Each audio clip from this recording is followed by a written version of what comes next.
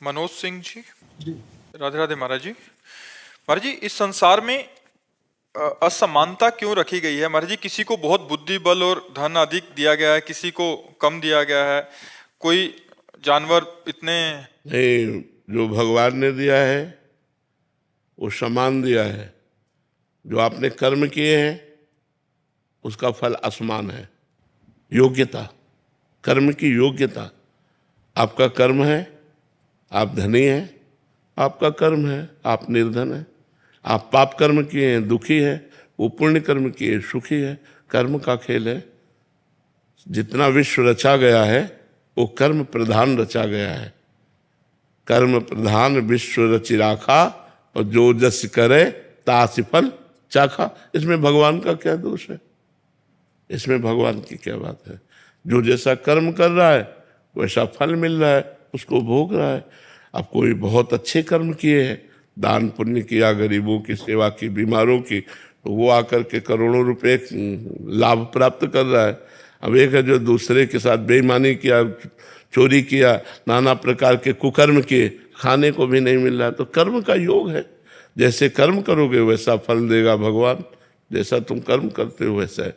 यहाँ संसार विषमता है कर्म के कारण, क्योंकि सब एक जैसे कर्म थोड़ी कर रहे हैं, सब अलग अलग कर्म कर रहे हैं। तो अलग अलग उनका दंड या पुरस्कार, पुण्य या पाप, सुख या दुख, यही फल प्राप्त हो रहा है। तो इसलिए हमें इसमें कोई खास चिंतन नहीं करना। खास चिंतन करना है कि भजन करके हमको अच्छे बनना है। अब तक जो हुआ हुआ, अब लो निशानी, अब ना नसीब। अब तक जो हुआ अब हुआ, अब मैं अच्छा कार्य करके भगवान को प्राप्त करूं, या अच्छा व्यक्तित्व प्राप्त करूं, या अच्छा धनी बनूं। इसके लिए मुझे अच्छा कर्म करना होगा। इसकी स्वतंत्रता है महाराज जी? पूरी स्वतंत्रता है। मतलब अभी जो हम अच्छा करने लग गए तो आगे आपका अच्छा, बिल्कुल अच्छा होगा।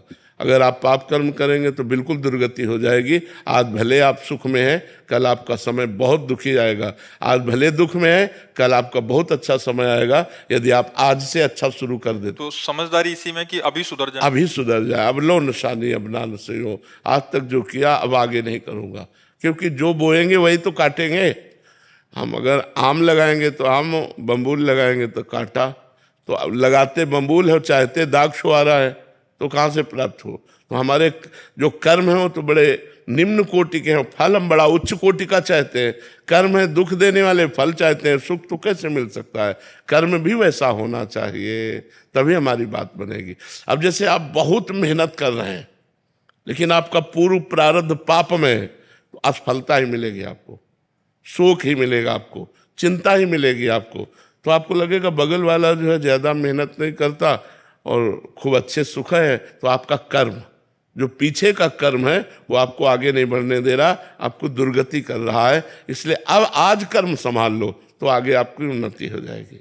अमन जी, राधे राधे महाराज जी। महाराज जी, यदि घर में भगवान जी का विग्रह स्वरूप गलती से टूट जाए तो इसका आध्यात्मिक अर्थ क्या है महाराज जी? कुछ नहीं, कुछ नहीं। काष्ठ, अष्टम धातु, पाषाण, मिट्टी, इन्हीं की तो मूर्तियां होती हैं।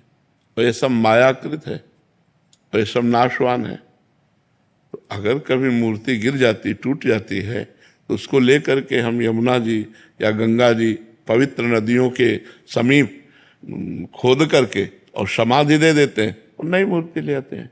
भावना में उपासना करनी है। ये मूर्ति तो आज नहीं तो कल, एक समय है, एक समय है। अगर हमसे चूक हो गई या फिसल गए तो ये तो टूट जाएंगे, ये टूटने वाली है। तो उसमें कोई विशेष विषाद करने की बात नहीं। नवीन विग्रह विराजमान कर ले और उनको समाधिस्थ कर दे, ऐसी बात है। कोई ऐसा कुछ नहीं कि बड़ा मंगल हो गया, मूर्ति कहाँ टूट गया या मूर्ति टूट गई तो बड़ा, कुछ नहीं। गो गोचर जहाँ लग मनु जाई, सो सब माया जानो भाई। अब जैसे आग लग जाए तो ये सब जलेंगे कि नहीं? जलेंगे कि नहीं? तो क्या भगवान जलने वाले होते हैं क्या? तो यही बात समझ लिए। हम भगवान का प्रतीक मान करके विराजमान किए हैं। तो अग्नि भी तो भगवान है, तो भगवान भगवान में लीन हो गए। ज्यादा विषाद की बात नहीं है।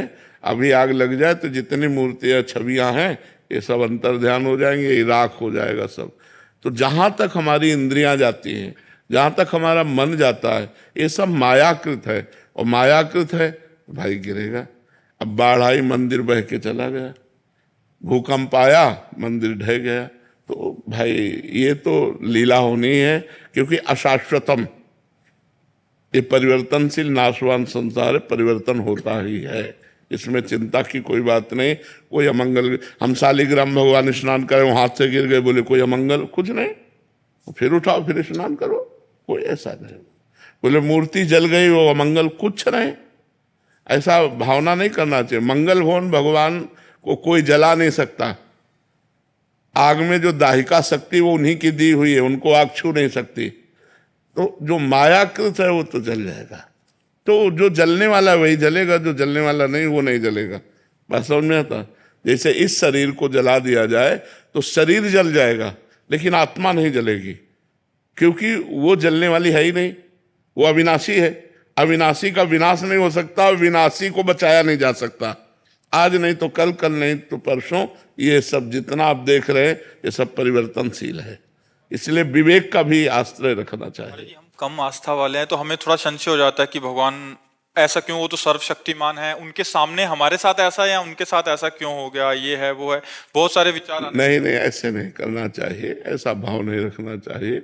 अब कई सिंहासनों को जलते हुए देखा है, अगर वो आरती की और रख दिया और ध्यान नहीं दिया, वो पर्दे में हवा जरा सी लगी और पर्दे में आग लगी, और मैं भगवान से, सब तो खेल है उनका। वो नया प्ले को विराजमान करना चाहते, अब नया पर्दा और नया ठाकुर विराजमान करो, आरती करो, पूजा करो भगवान को। तो कई बार बिजली का वो तार आपस में वो उस क्या तार से, हाँ, उससे पूरा मंदिर का सब जल गया। ऐसे कई जगह ऐसे पाए जाते। ऐसा भगवान अविनाशी हैं, उनको कोई विनाश कर नहीं सकता, और माया विनाशी है, इसको बचाया नहीं जा सकता। इसमें जो आप देख रहे हो हमारी भावना है कि हमारे भगवान है, नहीं तो कागज और रंग से आकृति भावनात्मक की गई है। तो इसमें भगवान है तो आग में भी तो भगवान है, इसलिए ज्यादा परेशान होने की जरूरत नहीं है।